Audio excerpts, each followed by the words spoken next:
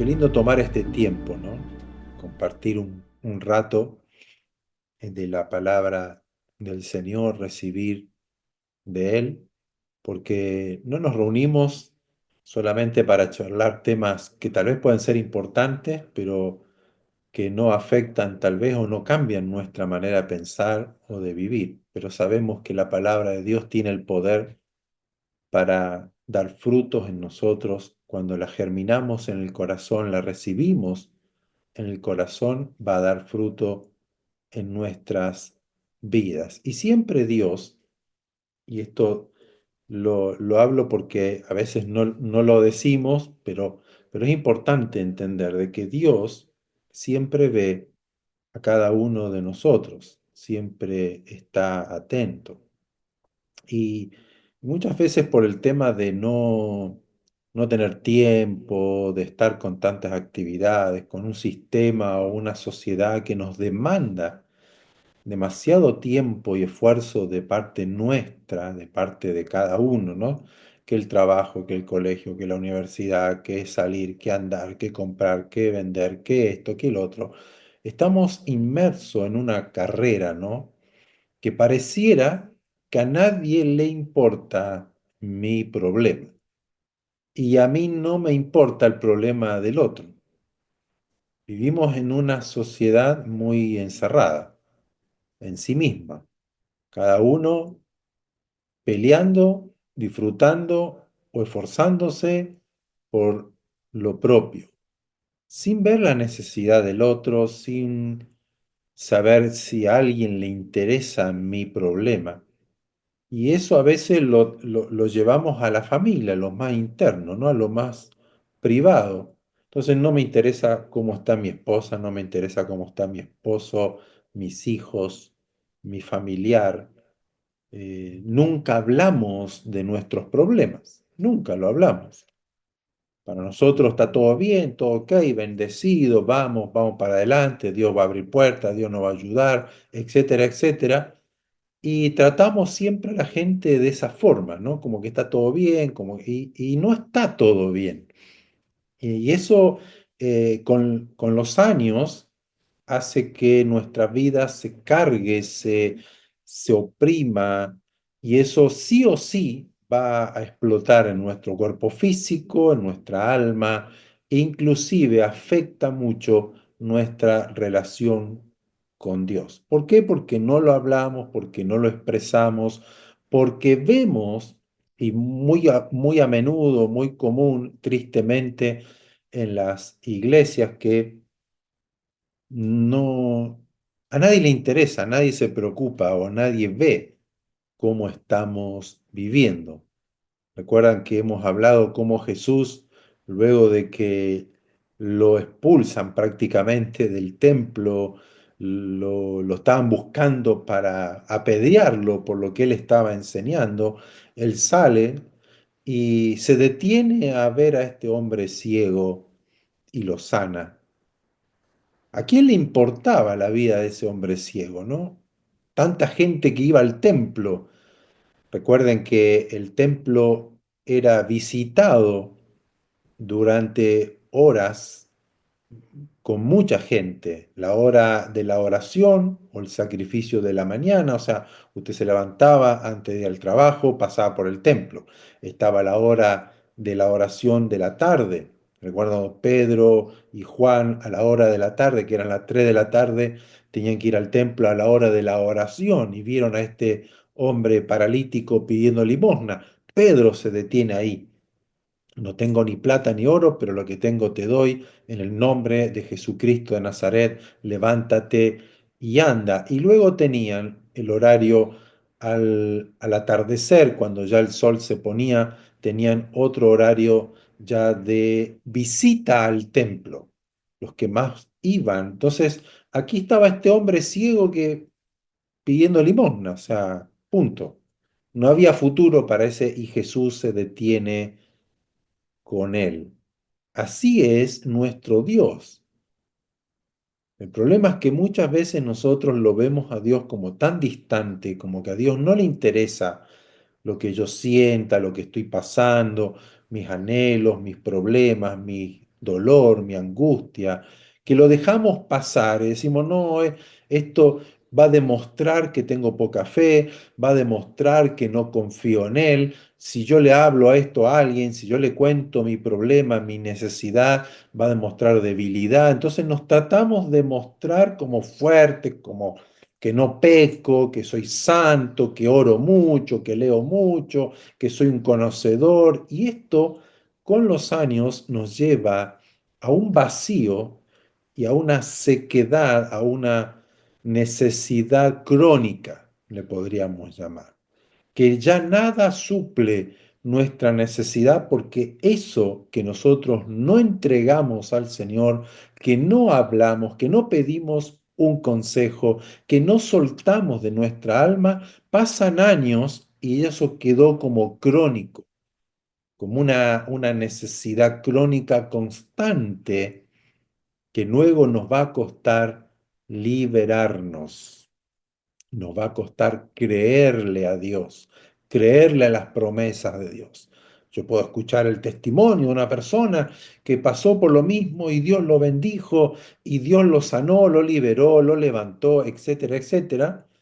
Pero yo decir, bueno, él seguramente está más cerca de Dios o seguramente ama más a Dios, tiene más fe que yo y yo estoy aquí y nos sentimos solos y terminamos solos. Y eso es un mal que he visto durante muchos años aquí en este país, en las iglesias, con los pastores, con la gente, con las familias.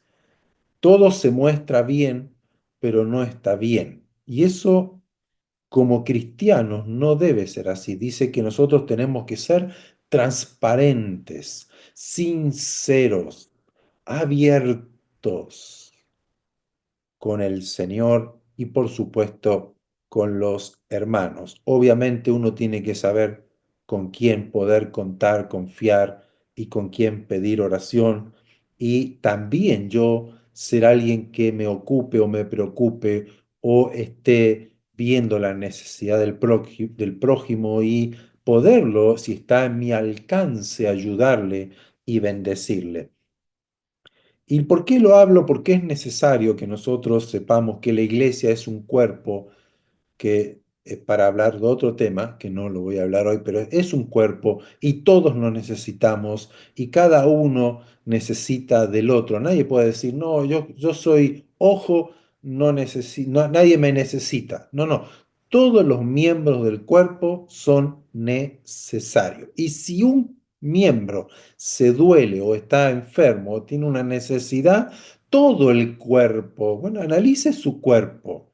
¿Por qué le duele el dedo gordo? Ay, se me encarnó una uña. Pero todo el cuerpo sufre. No está sufriendo el dedo solo.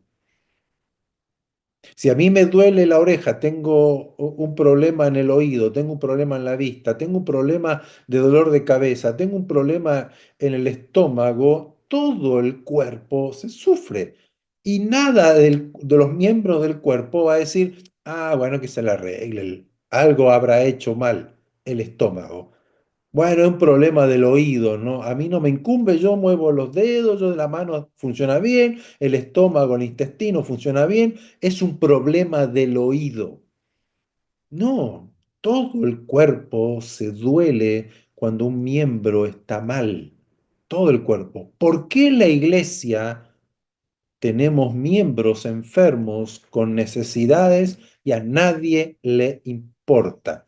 Es allí, es un tema muy profundo, ¿no? No estoy hablando de una iglesia en particular, estoy hablando que en la mayoría de las congregaciones vemos como que todo marcha y todo avanza y digamos, el sistema o la denominación y corremos en actividades y que hay que ganar al mundo y que hay que evangelizar y conquistar y de aquí para allá, que no está mal, pero ¿qué del problema de una persona, de una abuelita, un anciano, un joven, un matrimonio, un niño dentro de la congregación?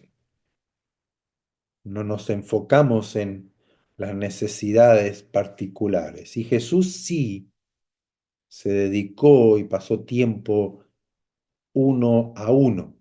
Recuerden que si ustedes leen los evangelios, que deberían leerlos con un enfoque de querer ser como Jesús y conocer a Jesús, nos damos cuenta que después de haber predicado, de haber enseñado y se fue a la casa de Pedro a descansar un rato y vino una gran multitud de enfermos, cojos, ciegos, paralíticos, endemoniados. Y dice que él los sanó a todos, uno a uno, uno a uno. Se pasó la noche sanando, liberando. No dijo, bueno, sacó el manto y lo tiró al público, ¿no? A la multitud, bueno, sean sanos todos muchachos, déjenme dormir. No, se tomó el tiempo y seguramente muchos recibieron un consejo de Dios, un mensaje, una palabra de aliento, un mensaje de sabiduría de Dios por medio de Jesús y fueron sanados. Se tomó el tiempo tal vez de escucharlo. ¿Cuál es tu problema? ¿Cuál es tu necesidad? ¿Crees que puedo hacer esto? ¿Tú crees que yo lo puedo hacer? Haz lo siguiente. Te aconsejo que no peques más, como la mujer que estaba sorprendida en adulterio y lo iban a apedrear y nadie lo apedreó porque dijo, el que esté libre de pecado, que sea el primero en arrojar la piedra, y luego la ve a ella y le dice, ni yo te condeno. Y él la podría haber condenado porque él era sin pecado. Le dijo, ni yo te condeno, vete y no peques más. No le dijo, vete y sigue tu vida, yo te perdono, pero no importa, seguís cometiendo adulterio, seguís pecando. No, no, vete y no peques más. Aprovecha la oportunidad que Dios te está dando. Aprovecha la misericordia de Dios, el amor de Dios, el perdón de Dios. Aprovéchalo y cambia. Y ese es el mensaje que hoy vamos a tocar. Ya estamos a la víspera, ¿no? De poder recordar el nacimiento de Jesús y vamos a ver cómo Dios cumplió su promesa en su tiempo. Recuerden que en Gálatas capítulo 4, verso 4, el apóstol Pablo dice, en el cumplimiento del tiempo, Dios envió a su Hijo nacido de mujer, etcétera, etcétera. O sea, hay un cumplimiento de Dios para sus promesas y sobre todo en las promesas acerca del Mesías, del ungido, del enviado que era Jesús. Pero vamos a detenernos un poquito hoy para la próxima semana hablar de Jesús. Vamos a hablar de el precursor, de aquel que vino antes que Jesús, aquel que fue anunciado también por los profetas, que era Juan, llamado Juan el Bautista luego. Pero vamos a ver, y quiero que tomemos algunos puntos interesantes aquí, que esperamos que Dios nos hable, Dios nos toque, Dios nos bendiga y nos animemos más en la fe. Para ello vamos a leer a Lucas. Todos los evangelios hablan de Juan, pero vamos a detenernos en Lucas, que es un poquito más detallista. Lucas capítulo 1, vamos a leer versos 5 al 17, vamos a leer bastante hoy, pero voy a tratar de ser breve para que no se nos alargue, más que nada para ir viendo algunos puntos importantes para que ustedes los anoten y lo vuelvan a leer, lo vuelvan a escuchar y lo atesoren en el corazón. Verso 5 al capítulo 1 de Lucas, hubo en los días de Herodes, rey de Judea, un sacerdote llamado Zacarías, de la clase de Abías. Su mujer era de las hijas de Aarón y se llamaba Elizabeth. Punto número uno. Aquí Lucas detalla en el tiempo, en los días de Herodes, el rey de Judea, había un sacerdote y había muchos sacerdotes. No era uno solo, había muchos sacerdotes, solamente cada año había un sumo sacerdote, que era el que entraba al lugar santísimo una vez al año para ofrecer los sacrificios por los pecados del pueblo y como que quedaban cubiertos por otro año más. El sumo sacerdote es lo que hacía. Y si uno analiza esta etapa, esta época en la que nace Juan o la que Dios anuncia el nacimiento de Juan, había dos sumos sacerdotes, Anás y Caifás, que son los que condenan y sentencian a muerte a Jesús a ir a la cruz. ¿Y por qué había dos sumos sacerdotes cuando solamente debiera haber uno hasta que muera? Que eran elegidos por Dios, ese sumo. Bueno, por todo el ambiente político corrupto que existía en Israel en esa época. Por lo tanto, yo lo que quiero detallar aquí es que esto que vamos a leer y la vida de Jesús no concurrió en un tiempo de paz, de armonía, de fe, de amor, de santidad del pueblo de Israel.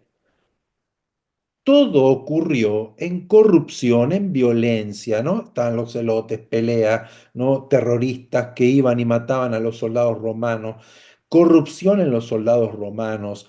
Estos emperadores, estos reyes romanos que gobernaban ese lugar, eran corruptos, idólatras, hacían sus orgías, cometían todo tipo de maldad. Bueno, en esa época corrupción religiosa, política, opresión al pueblo, los publicanos que robaban al pueblo, a su mismo pueblo, les cobraban. Todo un tema muy parecido a lo que estamos viviendo hoy. Hoy nos quejamos de aquí y de allá, pero era la época que Jesús y Juan el Bautista aparecen. Ahora se detiene que había un sacerdote llamado Zacarías, dice de la clase de sacerdote de la familia de Abías, y la esposa de Zacarías, Elizabeth, era de las hijas de Aarón, o sea, su linaje venía de Aarón, que fue el primer sumo sacerdote, recuerdan en el desierto, cuando estaba Moisés.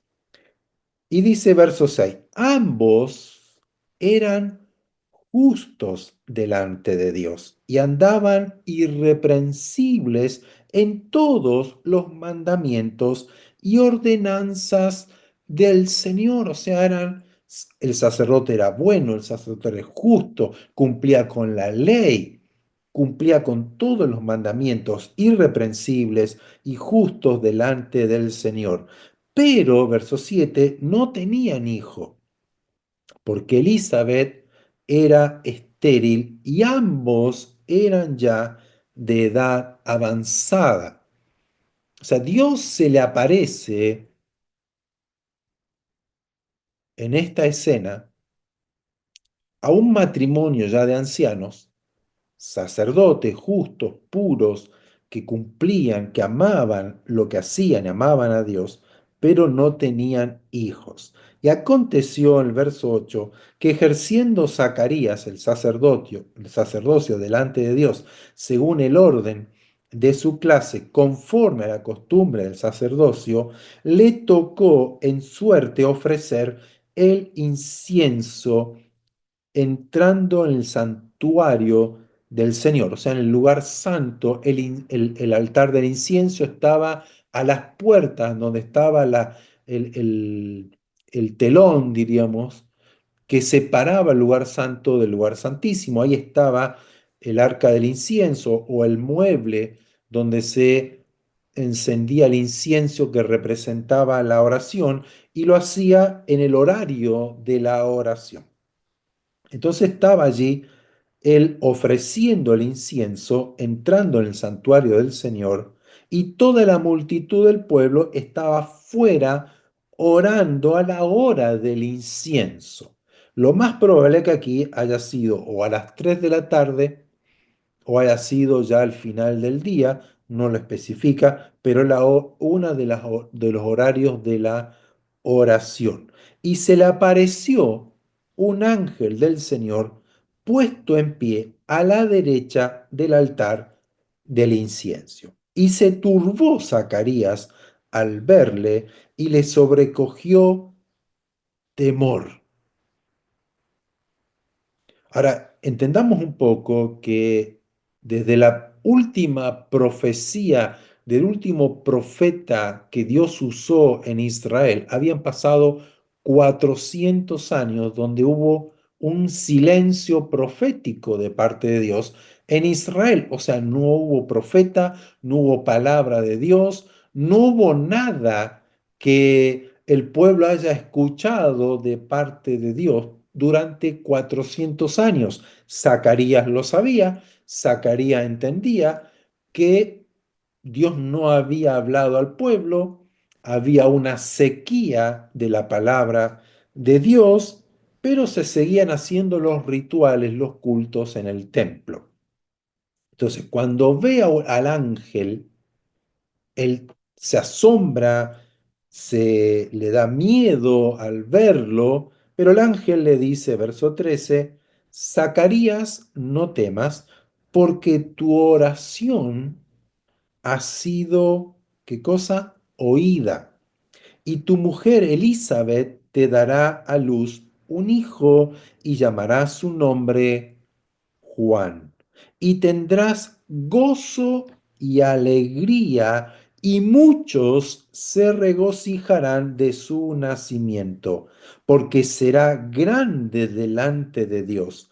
No beberá vino ni sidra, y será lleno del Espíritu Santo aún desde el vientre de su madre. Eso en el Antiguo Testamento podemos ver en Números, que eran los nazareos, como fue Sansón también, nazareo desde el vientre, no le cortaban el pelo, no podían tomar alcohol y eran apartados para Dios para un fin específico. Entonces, Juan debía ser un nazareo, no beberá vino ni sidra, será lleno del Espíritu Santo aún desde el vientre de la madre, y hará que muchos de los hijos de Israel se conviertan al Señor Dios de ellos, e irá delante de él con el espíritu y el poder de Elías para hacer volver los corazones de los padres a los hijos y de los rebeldes a la prudencia de los justos,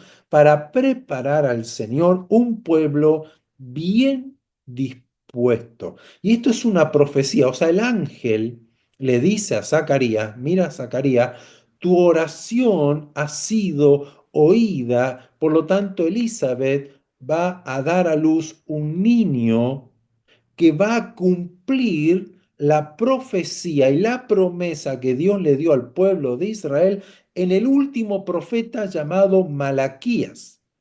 Si leemos Malaquías capítulo 4, versos 5 al 6, dice, He aquí, yo os envío al profeta Elías antes que venga el día del Señor grande y terrible. Él hará volver el corazón de los padres hacia los hijos y el corazón de los hijos hacia los padres, no sea que yo venga y hiera la tierra con maldición, diciendo, voy a enviar al espíritu de Elías para preparar los corazones del pueblo para la salvación, la redención, antes que venga la ira del Señor. Es lo que el ángel le dice, que iba a venir el espíritu de Elías para hacer volver los corazones de los padres. Imagínense a Zacarías en ese momento, ¿no? Y me detengo en esto. ¿Cuánto tiempo Zacarías y Elizabeth habrán pedido a Dios por un hijo? Dice la escritura que eran ya ancianos, ya eran mayores de edad, pero aquí le aparece el ángel y este ángel es Gabriel, no es cualquier ángel, es el mismo que luego anuncia a Miriam que iba a quedar embarazada, iba a nacer Jesús. Es el ángel Gabriel que le apareció a Daniel, lee los libros de Daniel, que le traen las profecías acerca del fin y de lo que iba a ocurrir y de lo que iba a hacer el Mesías, etcétera, etcétera. No era cualquier ángel. Si usted sigue leyendo, Gabriel le dice a Zacarías, dice, yo estoy constantemente viendo el rostro de Dios, o sea, él está delante del rostro de Dios, no es cualquier ángel, era Gabriel. Dios envía después de 400 años y le dice, Zacarías, tu oración, tu oración, tu oración ha sido oída y vas a tener un hijo y él será grande delante de Dios. Él va a ser el que Malaquías profetizó que vendría Elías antes que venga el Señor para preparar el corazón y tengan un corazón dispuesto a oír el mensaje que vendría a través de Jesús. Qué importante es que nosotros también creamos que Dios oye nuestras oraciones. Dios oye, Zacarías, tu oración ha sido oída. Y esa palabra oída significa que ha sido respondida. Todo lo que Dios oye, Dios lo responde. Y Dios hizo ese milagro. Pero por tema de tiempo, siga leyendo, Zacarías le pide una señal. ¿Qué señal me das de que lo que me estás diciendo es verdad? Entonces el ángel le dice, ok, yo ya te di todo, soy el ángel, te estoy hablando de parte de Dios y me decís una señal. ¿Cómo la duda, cómo la duda detiene la obra de Dios? Porque tal vez podía haber tenido un hijo antes. Pero inclusive en la duda, Dios usa la duda de Zacarías para cumplir su promesa, porque no nació Juan hasta que llegó el cumplimiento del tiempo de Dios. Pero Zacarías no le creyó, Zacarías quedó mudo por cuanto no le creyó al mensaje de Gabriel. Nosotros necesitamos creer a la palabra de Dios, creer a las promesas de Dios, afirmar la promesa de Dios en nuestro corazón, porque todas las promesas de Dios se cumplen, sí o sí. Y en Jesús aún mayor, porque en este momento Jesús no había venido, la redención no había sido completa o cumplida. Estamos hablando de un ritual del Antiguo Testamento, del Antiguo Pacto. Dios le responde, Dios le habla, Dios le da todo lo que Zacarías podría esperar, y aún Zacarías siendo sacerdote y teniendo ya años de sacerdocio, cumpliendo, siendo irreprensible, conociendo todo el culto, aún así podríamos determinar que él no tenía fe suficiente para creer que Dios podía hacer un milagro en su vida. Podemos también concluir de que el hecho de hacer el culto, el hecho de hacer obra, el hecho de cumplir con todos los requisitos que podríamos, ¿no?, enumerar en la iglesia, en la congregación, en el sistema evangélico, etcétera, etcétera, no me hace un conocedor de Dios, ni tampoco hace que mi fe crezca. Porque vemos a Zacarías que primero se asombra cuando ve al ángel, le da miedo ver al ángel, ¿no? En su esplendor, en su brillo. O sea, él hacía todo, pero sin tener la perspectiva espiritual de lo que hacía. Y nosotros como cristianos creemos en un Dios que es espíritu. Creemos que los ángeles son servidores nuestros, que Dios los ha puesto y los ha enviado para que nos ayuden, para que estén a nuestro lado. Y son seres espirituales. Creemos en el Espíritu Santo, creemos en un reino que es espiritual, que es eterno, creemos en las manifestaciones sobrenaturales, o debiéramos creer, no solamente en todo lo que ven nuestros ojos o sienten, ¿no? Cuando nosotros caemos en la rutina, de que la iglesia hay que hacer este culto, que hay que hacer este tipo de reuniones, que hay que hacer esta oración, que hay que hacer esta alabanza, que hay que hacer tal y cual actividad, que vamos a participar del pan y el vino, que hay que hacer el bautismo, y conocemos todos los rituales y todo lo que es el culto evangélico cristiano. No podemos perder de vista que estamos sirviendo a un Dios espiritual, que Él está por encima de todo lo natural, por encima de todo lo físico, y que puede hacer cosas extraordinarias más allá de lo que nosotros podemos pensar, entender o ver o palpar con nuestras manos.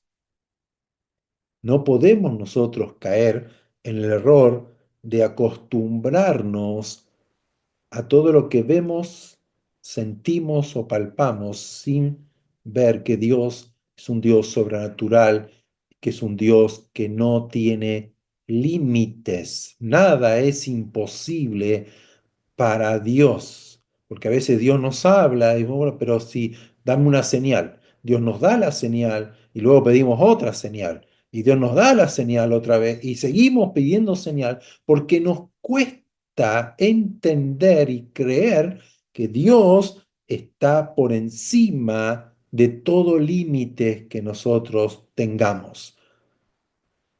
Pero aquí vemos que, bueno, Dios cumple y nace Juan, porque el ángel le dice, le pondrás por nombre Johanan o Juan. Y él estuvo los 9 meses del embarazo de Elizabeth mudo, sin poder hablar, hasta que nació Juan y le ponen el nombre de Juan. Porque Elizabeth dice, se llamará Juan, pero ¿cómo le van a poner Juan si no hay nadie en la familia que se llame Juan? Y él consciente con la cabeza diciendo, se va a llamar Juan. Y cuando lo nombran, recuerden que en la tradición judía se circuncida el niño al octavo día de haber nacido y es allí donde le ponen el nombre. Y es en ese momento, en la circuncisión, donde Dios suelta la lengua de Juan y Juan comienza a hablar nuevamente. Y dice la escritura, para que ustedes lo puedan leer todo ese capítulo 1, que el Espíritu Santo, el Espíritu de Dios llenó la vida de Zacarías en ese momento y comenzó a profetizar. De sacerdote pasa a profetizar luego de 400 años sin una profecía para el pueblo de Israel. Lean todo ese capítulo 1. Yo voy a leer versos 76 al 78, pero a partir del verso 67 del primer capítulo de Lucas, ahí ve cómo el Espíritu Santo viene sobre él y comienza a profetizar. Y él dice, y tú, niño, profeta del Altísimo serás llamado, porque irás delante de la presencia del Señor para preparar sus caminos, para dar conocimiento de salvación a su pueblo, para perdón de sus pecados, por la entrañable misericordia de nuestro Dios, con que nos visitó desde lo alto la aurora o la luz o la gloria de Dios. Aquí lo que habla Zacarías, ya no como sacerdote, sino como profeta en ese momento, porque cuando viene el Espíritu Santo sobre él, comienza a profetizar sobre Israel y da así el inicio, el comienzo del Evangelio, de las buenas noticias para el pueblo de Israel, para el cumplimiento de lo que esperaba Israel por años y siglos. Comenzó en marcha el plan de salvación del Señor, el inicio concreto de todo lo que Dios había hablado desde Génesis hasta el profeta Malaquías, que luego Jesús dice que los profetas fueron hasta Juan el Bautista y luego Juan era el mayor de todos los profetas que hubo en la antigüedad. Por eso que Zacarías, su padre, dice, y tú niño, profeta del Altísimo serás llamado. Vamos a Lucas capítulo 3. Vamos a leer del verso 1 al 10.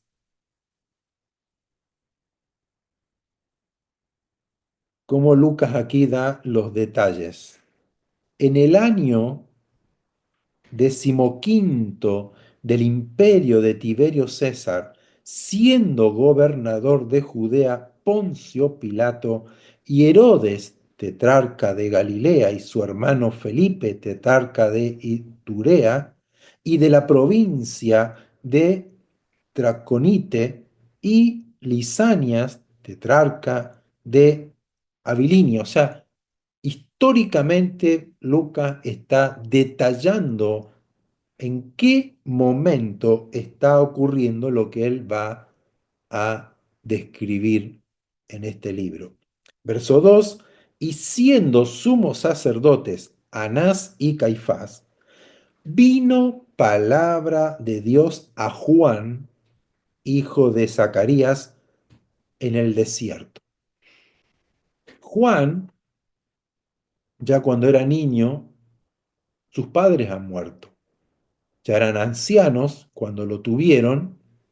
Cuando era un adolescente, se cree, según los historiadores, él quedó huérfano de padre y madre, ya no tenía. Y fue al desierto y fue criado, según la historia o según se cree, por una corriente religiosa judía que se llamaban los esenios, que vivían en el desierto, en las cuevas.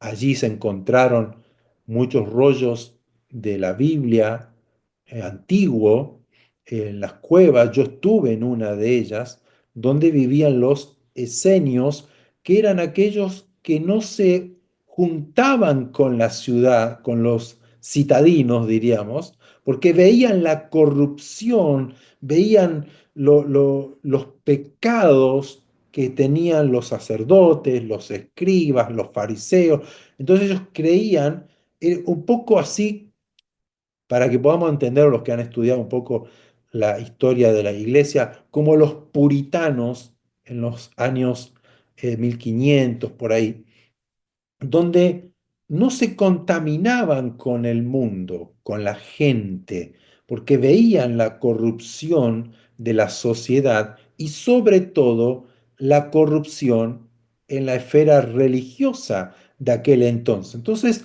se apartaban de la ciudad y tenían sus rituales, tenían su culto, sus oraciones, aparte, no querían contaminarse. Se cree que Juan estuvo allí, viviendo con ellos, aprendiendo de ellos. Pero llegado el cumplimiento del tiempo en la historia que Dios ya lo había determinado, y aquí Lucas lo detalla, ¿no? Quién era el emperador, cuál era el imperio, quién estaban en ese momento y quién eran los sumos sacerdotes de ese entonces. Entonces allí Dios le habla a Juan en el desierto, y cada vez que en la Biblia se nombra la palabra desierto,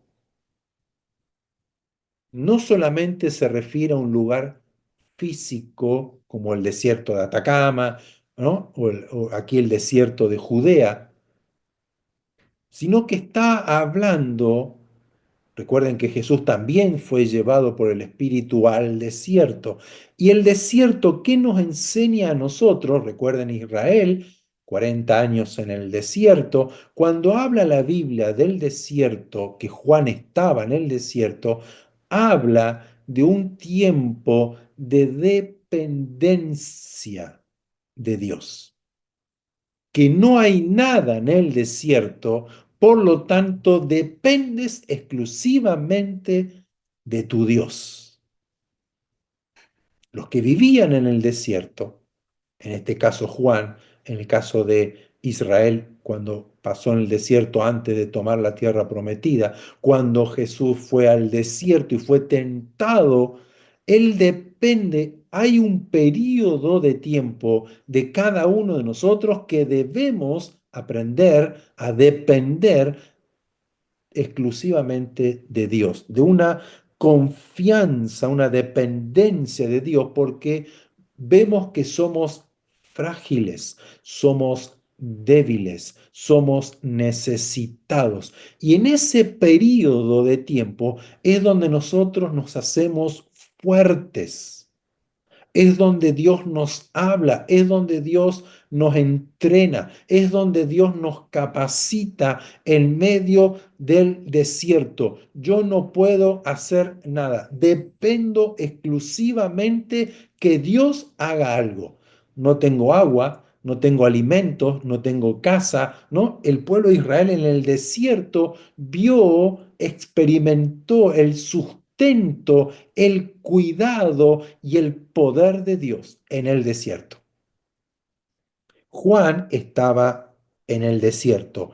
Estaba que aprendiendo a depender constantemente de su Dios, al quien Dios lo había llamado. Él sabía que era profeta de Dios. Él sabía quién era. No era Juan que no sabía, pero estaba Juan en el desierto esperando el momento en que Dios le diga, ahora es. Todo tiene un tiempo para Dios. Juan no fue e hizo su ministerio cuando a él se le ocurrió o cuando las condiciones eran favorables para él. No, no, él esperó el momento que Dios le habló. Verso 3. Y él fue por toda la región contigua al Jordán, predicando el bautismo del arrepentimiento para perdón de pecados. La primera vez que el pueblo de Israel comienza a escuchar de un bautismo, de un lavamiento en el agua para perdón de pecados. Como está escrito en el libro de las palabras del profeta Isaías, que dice, voz del que clama en el desierto, preparen el camino del Señor, enderecen sus sendas, todo valle será rellenado y se bajará todo monte y collado, los caminos torcidos serán enderezados y los caminos ásperos allanados, y verá toda carne la salvación de Dios. Profeta Isaías, el capítulo 40, lo pueden leer. Verso 7. Y decía a las multitudes que salían para ser bautizados por él, oh generación de víboras, ¿quién les enseñó a huir de la ira venidera?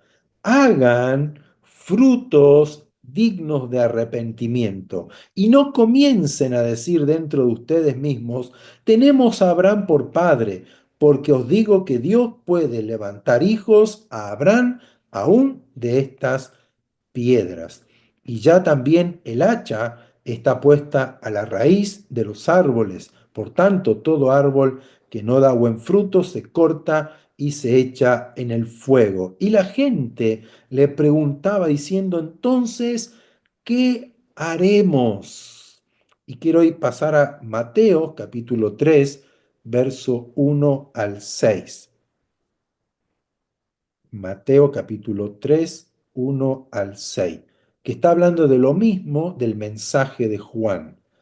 Dice, en aquellos días vino Juan el Bautista predicando en el desierto de Judea y diciendo, arrepiéntanse porque el reino de los cielos se ha acercado, pues este es aquel de quien habló el profeta Isaías, voz del que clama en el desierto, preparen el camino del Señor, enderecen sus sendas, que les dije que está en Isaías 40. Y Juan estaba vestido de pelo de camello y tenía un cinto de cuero alrededor de sus lomos, y su comida era langostas, miel y miel silvestre. Y salía a él Jerusalén y toda Judea y toda la provincia de alrededor del Jordán, y eran bautizados por él en el Jordán, confesando sus pecados. Y en Lucas, que leímos el capítulo 3, si ustedes siguen leyendo los versículos, van a ver que salían los fariseos, salían sacerdotes, soldados a escucharlo. Realmente Juan, en el cumplimiento del tiempo de Dios, que Dios le habló, y es allí donde comienza Juan su mensaje: arrepiéntanse porque el reino de los cielos se ha acercado a ustedes. Comenzó realmente un avivamiento en Judea, en Jerusalén. Tanto que está, ¿no?, de moda hablar de avivamiento, ¿no? La iglesia va a entrar en un avivamiento de parte de Dios a través de un hombre que Dios utilice o la iglesia que Dios utilice. Ocurren dos cosas: hay arrepentimiento y hay cambios de vida. O sea, hay un mensaje, y el mensaje es: arrepiéntanse porque el reino de los cielos se ha acercado, diciendo: el reino de Dios está aquí. Por lo tanto, cambien, arrepiéntanse, cambien de camino. Volvamos a Dios porque tenemos la oportunidad del perdón. Hoy está abierta la puerta para el perdón. Ese era el mensaje. Arrepiéntanse, cambien su manera de pensar y alíñense con la voluntad de Dios. ¿Y qué hacía todo el pueblo? Salía y comenzaba a preguntar: ¿qué hago? ¿Qué voy a hacer? ¿Qué tengo que hacer?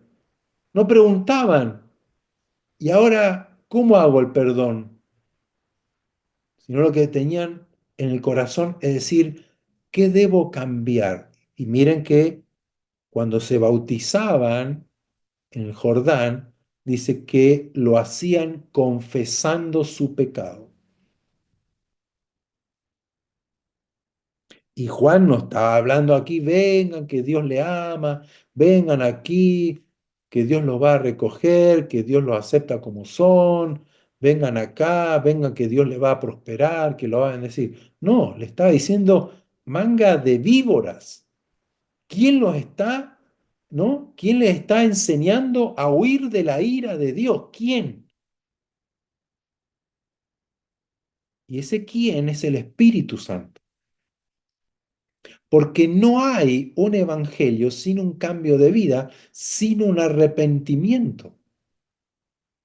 Yo entiendo aquí el amor de Dios, aquí veo la grandeza del Señor para abrir los cielos y decirle a cada uno de los seres humanos: este es el tiempo del perdón, este es el tiempo de volver a casa, este es el tiempo donde el Padre viene a buscar a los perdidos. Esta es la oportunidad. Ya no hay más sacrificio, ya no hay más culto, no hay más rituales que tengan que hacer, no hay que hacer pacto, no hay que hacer nada. Yo les abro porque estaba preparando el camino cuando Jesús vuelve, que lo vamos a hablar el próximo domingo, el mensaje de Jesús y lo que Jesús venía a hacer. ¿Y qué es lo que los ángeles anunciaron con la venida de Jesús? Pero aquí vemos al espíritu de Elías, de ese profeta que fue aquel gran profeta donde había una idolatría, donde todo el pueblo de Israel iba detrás de los Baales con sacrificios y ofrecían a sus hijos y todo un tema ahí con Jezabel, que era la esposa del rey Acab, y todo el pueblo pecaba detrás de los Baales y estaba ahí el profeta Elías anunciando, recriminando, enviado por Dios para hacer volver el corazón de Israel hacia Dios. Bueno, aquí Juan, con un mensaje de arrepentimiento: arrepiéntanse, todo el pueblo salió a escucharle y a bautizarse porque comenzó a producirse en el corazón del pueblo una real necesidad de un cambio. Reconozco mi pecado, reconozco mi error, reconozco mi lejanía de Dios, reconozco que está todo mal, que está todo corrupto, yo me siento mal, yo estoy mal, yo no estoy cumpliendo, yo estoy necesitando, es lo que produjo el avivamiento con Juan el Bautista.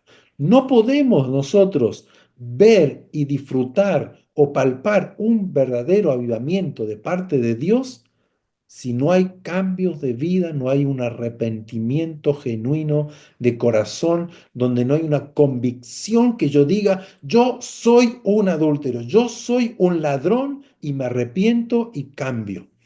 Es lo que hacían aquí. Dice que se bautizaban confesando sus pecados. Y esto es el inicio para una vida plena. El arrepentimiento no es castigarme, golpearme, como muchas religiones lo enseñan, que tengo que castigar mi carne, sentir el dolor por, porque soy malo, porque me lo merezco, o tengo que hacer este ritual, hacer un sacrificio en mi vida para que Dios se apiade de mí. No, lo que aquí Juan está preparando es decir, Dios va a cumplir su promesa de redención, de salvación. Este es el tiempo donde podamos correr hacia Él para obtener su perdón para siempre, una nueva vida. Por lo tanto, hagan obras dignas de arrepentimiento. Si ustedes siguen leyendo ahí Lucas, los fariseos le decían, y bueno, ¿y qué hacemos nosotros? Y bueno, dejen de hacer esto y hagan tal cosa. Y los soldados, ¿y nosotros qué hacemos? Dejen de hacer esto para hacer lo otro. El Evangelio es un cambio de mentalidad, un cambio de corazón, es un cambio de vida. Y que todos lo necesitamos, pero muchas veces no nos damos cuenta. Hasta que el Espíritu Santo nos abre los ojos. Hasta que hoy escuchamos, arrepiéntete. Ese arrepentimiento, ya les dije, no es sentirme mal. Uy, me siento mal por lo que hice. No, no. Que puede ser que me sienta mal, sino es un cambio de mente, es decir, reacciono y digo, estoy yendo por el mal camino, estoy viviendo una vida pésima, estoy lejos de Dios, necesito volver, necesito cambiar de camino, necesito entrar al reino de Dios para tener una vida plena. Es lo que Juan comenzó a anunciar antes que Jesús aparezca. Y Juan era primo de Jesús y nació 6 meses después que Jesús, perdón, antes que Jesús. Y él fue el que anunció y fue preparando el terreno, preparando el corazón. Pero ¿qué nos enseña aquí? Primero que Dios nos ve. Dios ve a cada uno en particular. No ve una multitud, no vio a los sacerdotes y dijo, bueno, voy a tirar la moneda, ve a qué sacerdote elijo para que nazca Juan. No, no, no, él ya lo sabía. Zacarías orando, quiero tener un hijo, hay una necesidad, un hombre irreprensible, un hombre que me teme, un hombre que me sirve. Dios sabía que él no iba a creer, que iba a pedir señal, pero aún así lo utilizó para que nazca Juan. Lo otro que vemos es que Dios oye nuestra oración y Dios la responde, aun cuando veamos que todo es imposible. ¿Por qué? Porque si Dios lo habló, Dios lo cumplirá. Dios habló que iba a nacer un Elías, que iba a ser el precursor, que iba a preparar el camino al Señor y lo cumplió aún cuando esa mujer no podía tener hijos y esa mujer ya era anciana. O sea, Dios no buscó al sacerdote joven, no buscó a la mujer joven que no iba a tener problema. Dios tampoco buscó la etapa, el tiempo, la era o la época más favorable para Israel, para que él aparezca, para que Juan hable y toda la gente le crea y todos estén felices y contentos. ¿Cuándo nació Juan? En un momento de corrupción, de engaños, de falsedades, de mensajes engañosos, mentirosos, donde había un alto grado de ambiciones en los líderes religiosos, en los sacerdotes, en el sumo sacerdote. Era una época bastante compleja, pero Dios quiso hacerlo allí.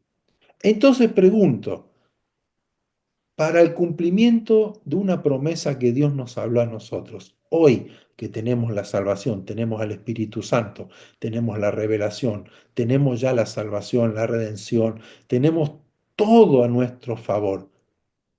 ¿Habrá algo difícil que Dios no pueda hacer?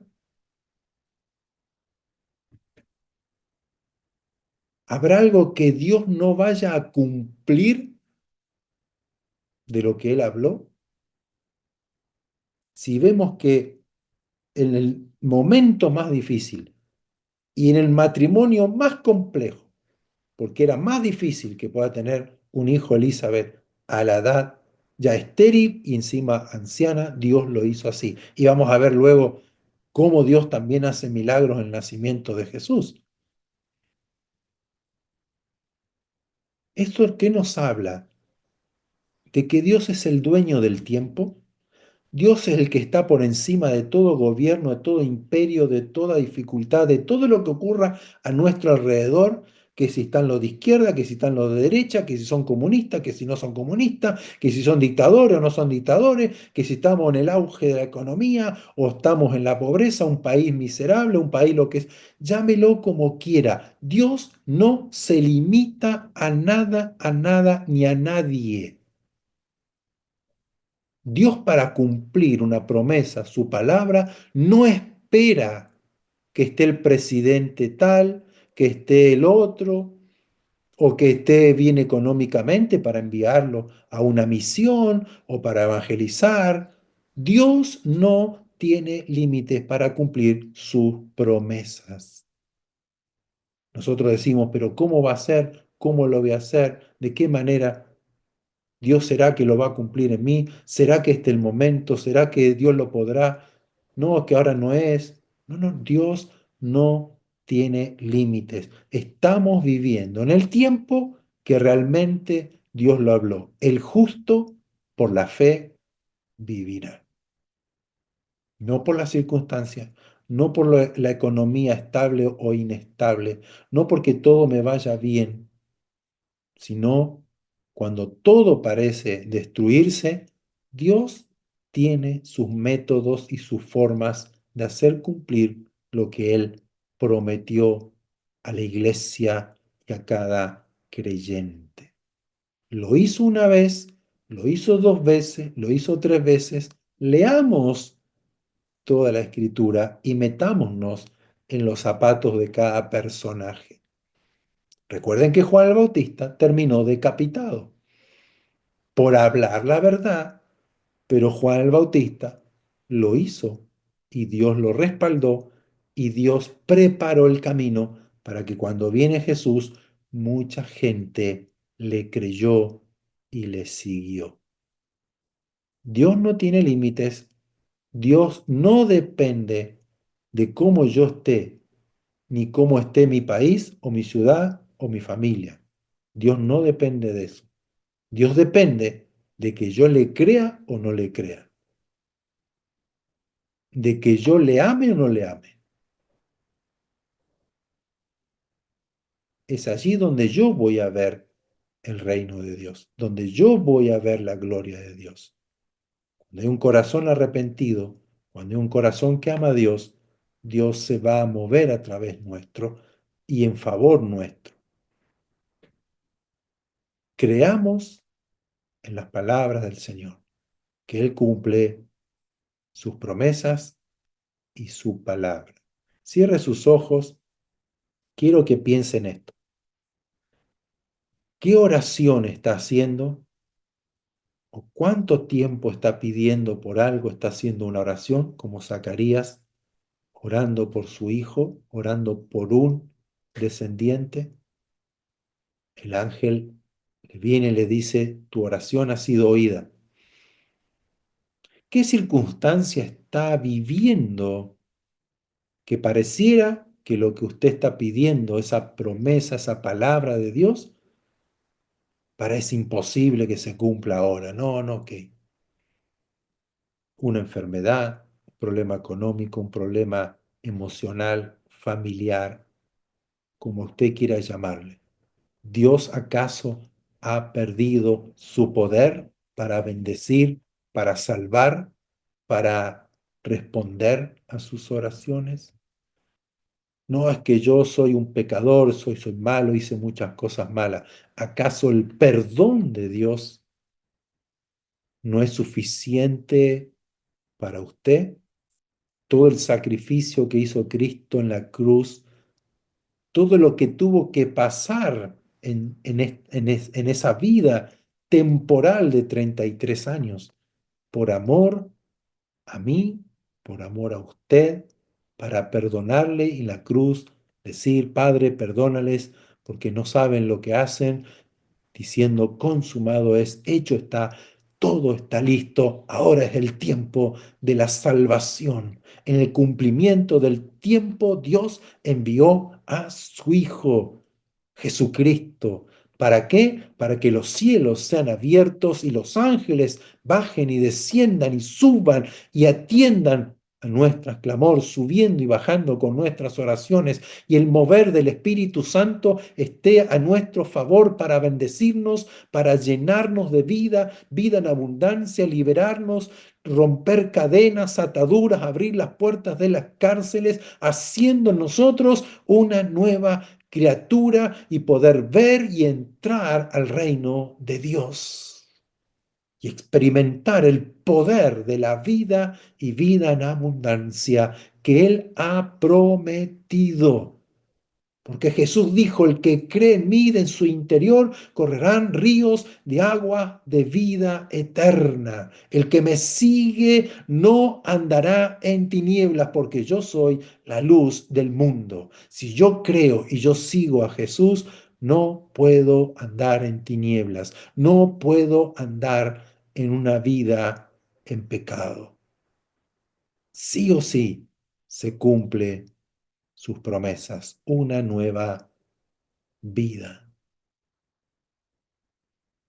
Que nosotros entendamos, tengamos en nuestro corazón esa convicción de que necesito arrepentirme, entender, reconocer mi error, mi falta, que estoy mal, que no estoy teniendo la vida que Dios ha prometido, en la cual Él nos ha creado a su imagen y semejanza. Quiero volver a casa, quiero estar con Él.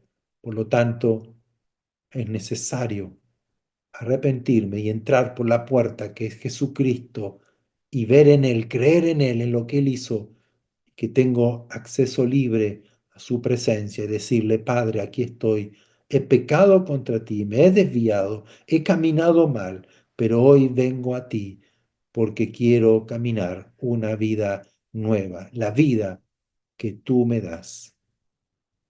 Y si hay una enfermedad, problema económico, problema de salud mental, emocional, Dios tiene el poder de liberarnos, de cambiarnos, de sacarnos del pozo de la desesperación, tomarnos de la mano de Él, poder soltar nuestras cargas, nuestras preocupaciones, echarlas sobre Él, porque Él nos da su paz que sobrepasa todo entendimiento, y llenarnos de su amor, llenarnos de su vida sobrenatural que va más allá de mis posibilidades, va más allá de lo que yo pueda pensar, de lo que un médico me pueda decir o diagnosticar. El poder de Dios no tiene límites para obrar poderosamente en nuestras vidas, porque Él nos mira, mira mi corazón, mira mi necesidad, mira mi aflicción. Él se detiene a escucharme, a mirarme para darme una respuesta. Y aquí estamos, Señor, en este día, mirándote a ti, abierto, necesitado de ti, para que tú nos toques, tú nos llenes, tú nos salves, nos abra los ojos, los oídos espirituales para verte, para oírte, para seguirte, para levantarnos, Señor, de donde hemos caído, poder salir de este barro, de este pantano que no nos deja avanzar, ni caminar, ni extendernos, ni desarrollarnos en la vida. Estamos prisioneros, Padre, en el nombre de Jesús. Rompe esas cadenas, sácanos del lodo y levántanos para caminar en tu roca firme, allanando el camino para avanzar y extendernos a lo que está delante, mirándote a ti, revistiéndonos de la vida de Jesucristo. Señor, gracias, porque a través de Juan el Bautista tú nos muestras que tú cumples tus promesas y que no dependes de nada para cumplirla, sino solamente de un corazón dispuesto a creerte y a seguirte. Gracias, Señor. Recibo en esta tarde tu amor, tu toque, tu bendición, tu luz, tu palabra, tu consejo en mi corazón. Deja que esta palabra, Señor, quede guardada, atesorada en mi corazón, poderla entender y comprender, ponerla en práctica y vivirla a partir de hoy. Gracias por esta salvación tan grande. Gracias por haber preparado todo para que nosotros hoy tengamos esta libertad y esta bendición tan grande de ser salvos, de poder conocerte, de poder ser parte de tu familia. En el nombre de Jesús te lo pedimos y te agradecemos. Amén y amén y amén.